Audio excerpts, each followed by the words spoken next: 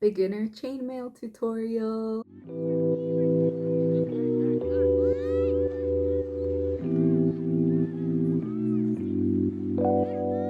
Today we are in chainmail because this is a chainmail video. This is a tutorial. We're gonna learn how to make this or this. Maybe we'll get some time lapse at the end because I have some things to work on. So either way, this is gonna be a quick little tutorial of how to do a 4-in-1 chain. By the end of this video, I will have made a bookmark. And so if you want, you can make a bookmark with me and just basically follow along with what I do. If you want to do that, the only extra materials you'll need is some little charms or something to put on the end of each side of the chain. See tutorial time steps in the description.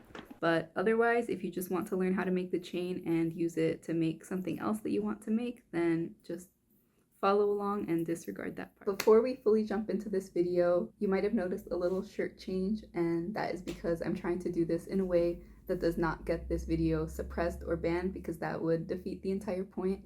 But I'm trying to do a fundraiser. I will link information in the description. Please check that out. There are currently families that rely very heavily on donations, and any amount goes a long way and greatly affects their daily ability to access their basic needs and have a greater chance in surviving. I see people seeing my videos and I see people engaging, so I'm hoping to funnel some of that energy into this need in the world right now. So if you are in any way able, please check out the information that I will link. Thank you so much. So the 4-in-1 chain is the chain that my chainmail teacher, Sky Kubakub, some of you know them. But when I was first learning chainmail and like how to make this was the first thing that they taught me. And this chain is the beginning of how I made this part of this first chainmail headpiece. And once you learn this, you can start making sheets like this, because this is the beginning of this. And it's also kind of fundamentally similar to how you start scales like this. Oh my god, my hairline. But we're just learning this today. So let's get started. I get all my supplies from theringlord.com, and I'll put below a link to the Ringlord and information about what size rings and everything I'm using in this video. But for this, you can use any size rings. It depends how big you want your chain to be. So you can use rings that are bigger than this or rings that are smaller than this.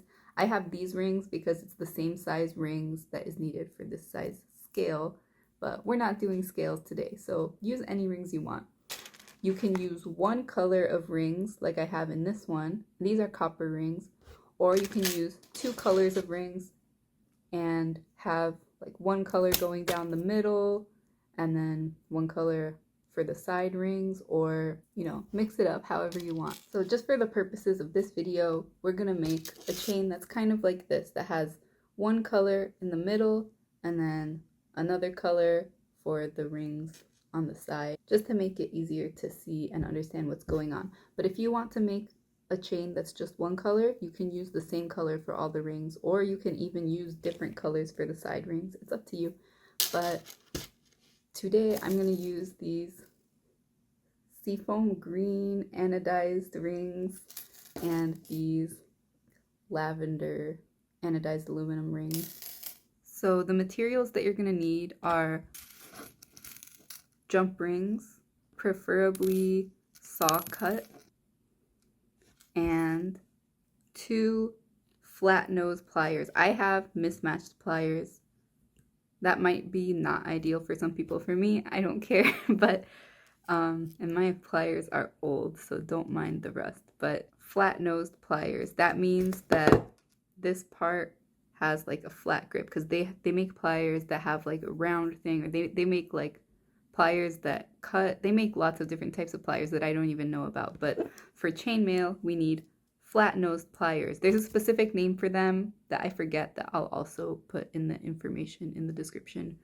But so now I'm going to decide which rings I want in the middle and which rings I want on the sides. So I think I want the green rings in the middle and the purple rings on the side.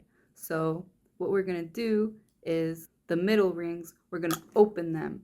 Just open all the rings. And to do that, okay, some of these rings are basically open, but so to open rings, you take the 2 pliers, and let's say the ring is closed like this. To open it, you just take the pliers and just twist it and then open it. You want it like pretty open. You don't want to open it too far because it might break it, but just open it enough to be able to, the reason that we're opening it is that we're then going to put the other rings like this on it. So just open it wide enough so that the other rings can fit on it, like without struggling too much. So all of these rings, we're going to open them.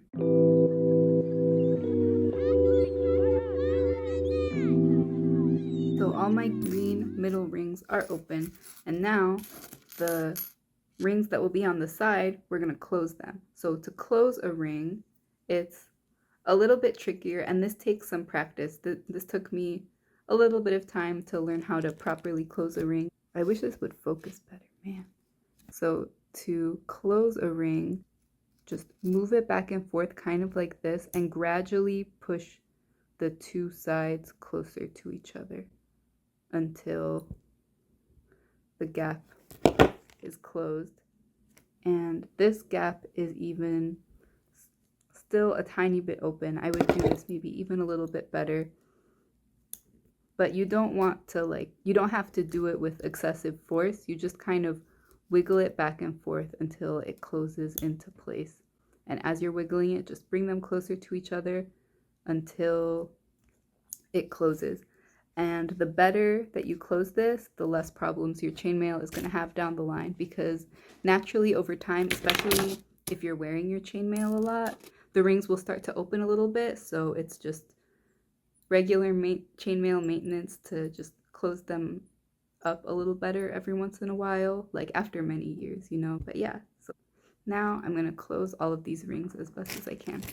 And you're going to want to have more closed rings than open rings, because for every open ring, it goes into 4 closed rings, but I don't know the exact math, so I'm going to calculate the math later and then I'll insert it here. The number of side rings will be double the number of middle rings plus 2.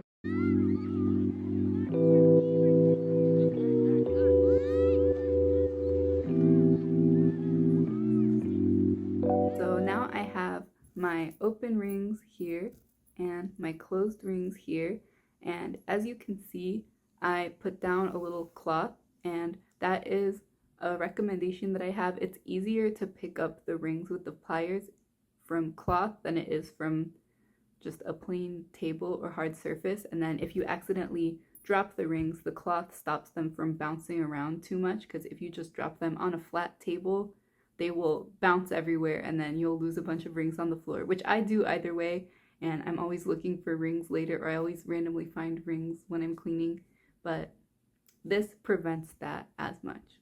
And sometimes to make it like portable, I even get I have chainmail tray. This is just a regular food tray, but I use it for chainmail purposes, and so you could get a tray and put a cloth down and then have it like a little portable workstation, or you could just put a cloth onto a table, but I recommend putting cloth because it makes it a lot easier. So now that we have our whole little setup, we're gonna start the chain. So to start the chain, we're gonna take 1 open ring, hold it with your plier, and then scoop up 4 closed rings. So 1, 2, 3, dropped 1, and 4. 4 closed rings. And once you have those on there, you're gonna close the middle ring, close the opened ring. And again, to close it, you just move it back and forth. Sometimes you can even hear it clicking a little bit, but yeah, just close the ring as good as you can, as well as you can. And so then we have 4 rings looped onto 1 ring. So now we're gonna arrange the rings in a way that we can work with them. So now we're gonna lay out these rings so that they're in this shape. We want the side rings to be laid on top of each other like this, kind of in 2 rows, and make sure that they're going the same direction. So you don't want them to be, and when the chain is this small, it's hard to make it go opposite ways, but you want to make sure that they're not like clashing, like going opposite directions. You want these rings to be laid on top of each other, like kind of like stacked. So we have this shape. Now we're gonna pick up another open ring with our pliers, and we're gonna scoop up 2 closed rings. So 1, 2. They're just dangling there. Let's look at our chain that is laying over here, our beginning of the chain. So as we can see, where's my hand? Oh, there it is. So we have the middle ring and we have 2 rings coming out of it. 2 rings coming out of the middle ring. And as you can see, the shape is kind of like a little Mickey Mouse ears. You know, the middle ring is like the head, and then the 2 rings are the ears. So you can see the Mickey Mouse ears can be either coming from over the ring, like they are at the bottom, or the Mickey Mouse ears can be coming from under the ring, like they are here at the top. So for our next step, we're going to take the open ring with the 2 rings looped onto it. Basically going to loop this open ring, insert it through this side one, and then go under and come up through the other side one. So I'll show you. Hold on. See, if I pick this up and I hold the chain so that we have the middle one and the 2 Mickey Mouse ears coming from behind the ring. That's very important. Make sure they're coming from behind, not over it. And take our open one. We go inside this one and then go around and come up through the other side. And once you have that, you can let it go. As long as they are inserted like that, you're good. And then you take your other plier and close it up. And now it is secure.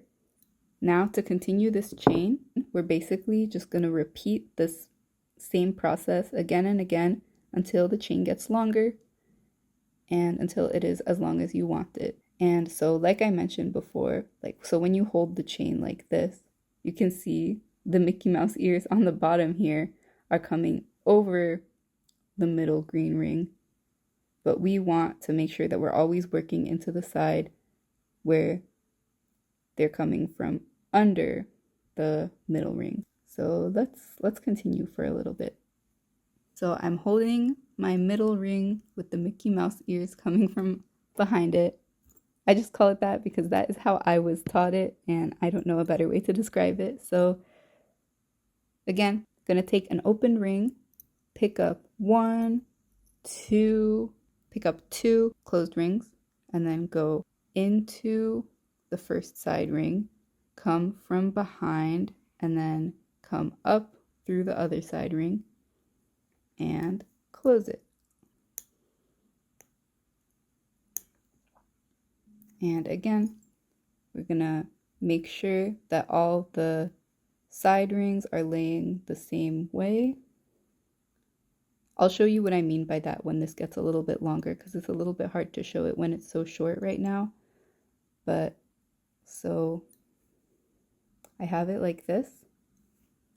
I pick up another opened ring, and then I scoop up 2 closed rings, go in, come from behind, come out, and close it up. I'm just repeating this many times so that if this is your first time doing this, you can kind of follow along with this video and maybe get the hang of it from seeing it multiple times, because I know that helps me when I'm learning something new. And you can always rewind, of course. But so pick up an opened ring. I'll show you how I scoop, because I realized that was off camera, so just in case you're struggling with that. I mean, you can always do it with your hands, but it goes faster if you can mostly work with the pliers instead of putting them down and picking them up a lot. I'll also show you how I'm holding the pliers. I'll show you in a second. Pick up 1, 2, scoop them up, and then put them, go in, come around, and back through the other one, and close it. So now let me show you quickly how I hold the pliers while I'm working, and I don't know if there's an official way to do this. I learned this very informally, and you can do whatever works for you. This is just what works for me. So in my non-dominant hand, I hold the chain that I'm working on, and I also hold the plier like normally. So basically, like I hold the plier, but I also just hold the chain in my fingers in the way that's like facing me so that I can see it, so I can see what I'm doing next. And then with my dominant hand does most of the work for continuing the chain. I'll pick up a chain, I'll pick up an open ring, scoop up 2 closed rings, put it in, and then once I drop the work, then my other plier is already ready to go, so then I just close it, and then I continue. Pick up an open ring, scoop up 1, 2 closed rings, get your Mickey Mouse ears that come from behind the middle ring, insert, go around the back, and come out through there, drop it, and close up the middle ring. Okay, now that this is getting a little bit longer, I can show you, as you're working, sometimes you can accidentally flip 2 rings to be going the opposite way from the rest of them. So you see, and ignore the bottom ones because the bottom ones just kind of naturally droop and fall apart a little bit, but that's okay because once it gets longer, it's not as noticeable. But when I hold the chain like this, you can see all of the side rings are laid on top of each other in the same direction. None of them are clashing or going the opposite direction. But as you're working, you could accidentally get the last 2 rings and they could get flipped like this so that they're clashing, kind of going the opposite direction. And so we don't want that because that will just make like kind of a knot in the chain. It'll make the chain easier to break. So just make sure that you're working with all of your chains going in the same direction. And I feel like this is especially easier to make a mistake with at the beginning, like towards the beginning. But as long as you just keep checking in to make sure that your rings are all laying flat the same direction, then everything should go smoothly. But I will show you in a minute if that happens. I'll show you how to fix it. But yeah, I'm going to keep working on this.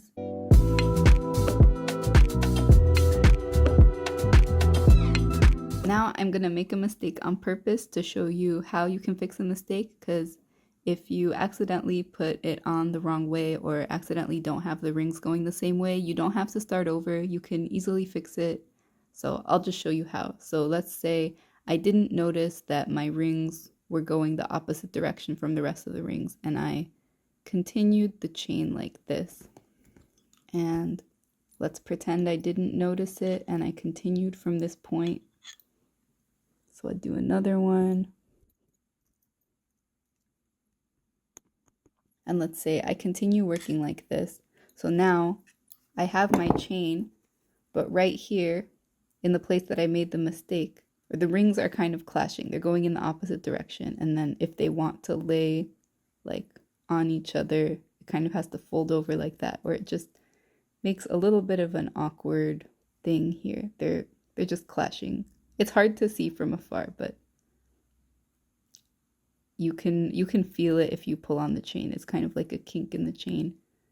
So to fix that, I will go to the middle ring where the direction change starts, because as you can see from this side, the rings lay on top of each other. And let's say I continued like this for a long time and I have a long chain that is a correct chain, but there's just this one part that just needs to be flipped. So to fix that, I'll go to the middle chain where the flip happens and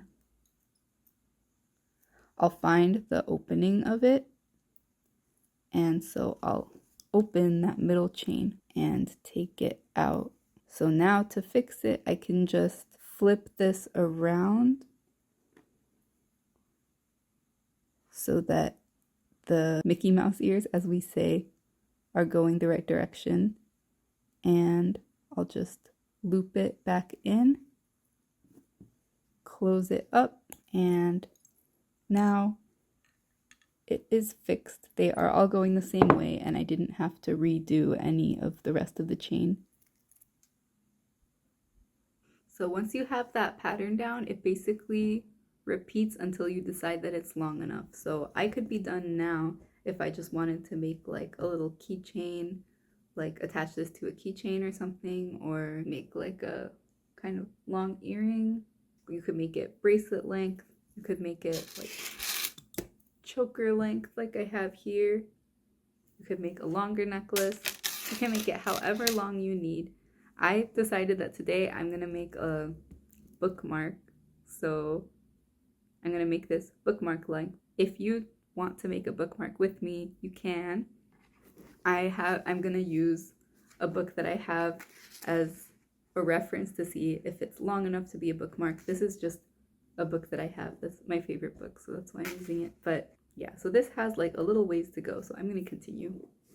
So now for me, I have run out of the closed rings. As you get more practice with this, you don't necessarily have to open and close the rings ahead of time. You can kind of open and close them as you're working, and that's what I usually do at this point. But actually, while we're here, let me show you how I usually work. So in this case, if the rings are not already pre-opened and pre-closed, while I'm holding the chain and my pliers, how I showed you before, I just pick up the ring that I want and I open it and take it out of this whole tangle that it's in, and then I will scoop up. I will find two rings that are not currently connected to each other. Sometimes you have to open the rings a little bit more because they'll be all linked together like this.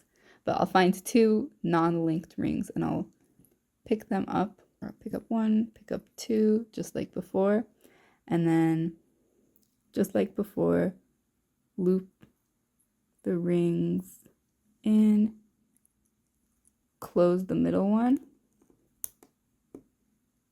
and now the extra step is just closing the side ones as well, since I didn't pre-close them.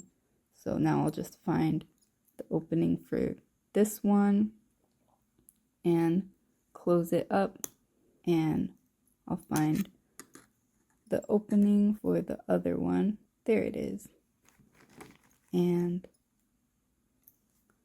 close it up.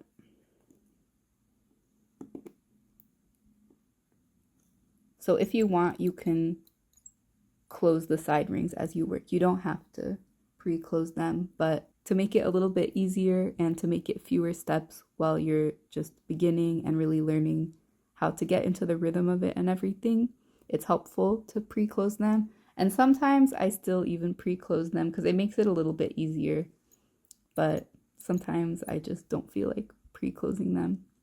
So that's what you can do. Let me quickly show that again from this perspective. So holding my work, holding my pliers, I pick up a green ring that's in a whole tangled mess. I open it to detach it from the other ones. And then I go over here to two opened rings, side open rings that are not linked together, and put them on, and then bloop, bloop.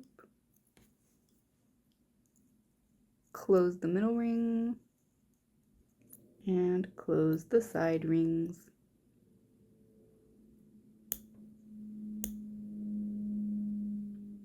There we go.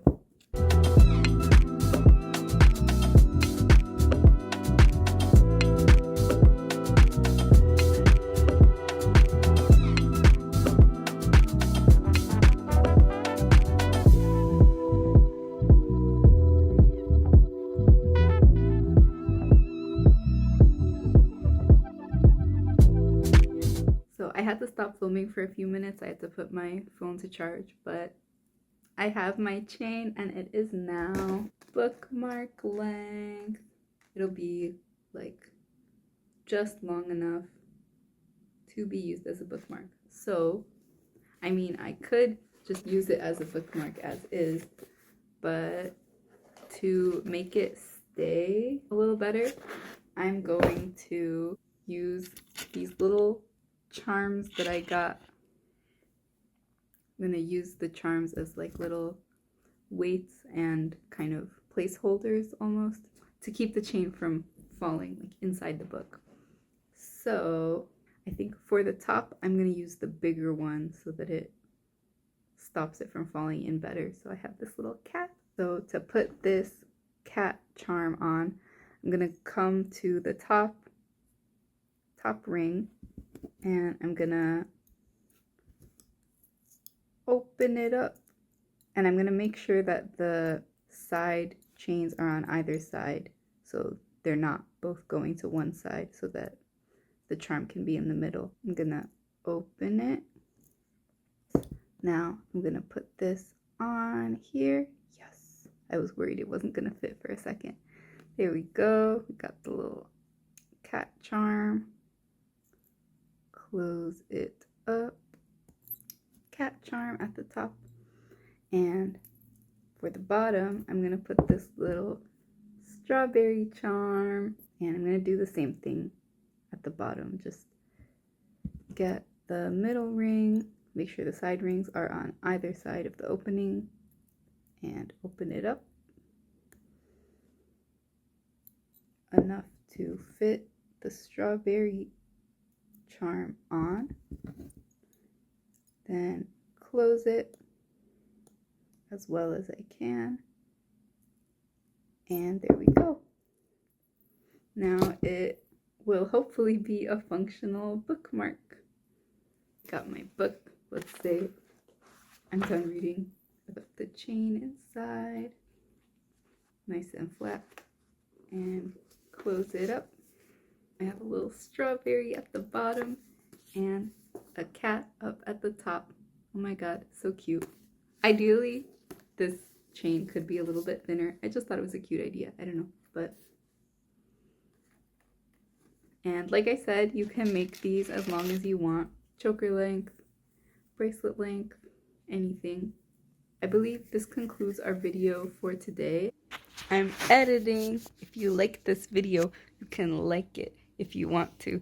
And you can also subscribe to me so we can be friends. I will put information about the materials and stuff in the description. Also, please remember to check out the fundraiser link that I mentioned at the beginning of this video.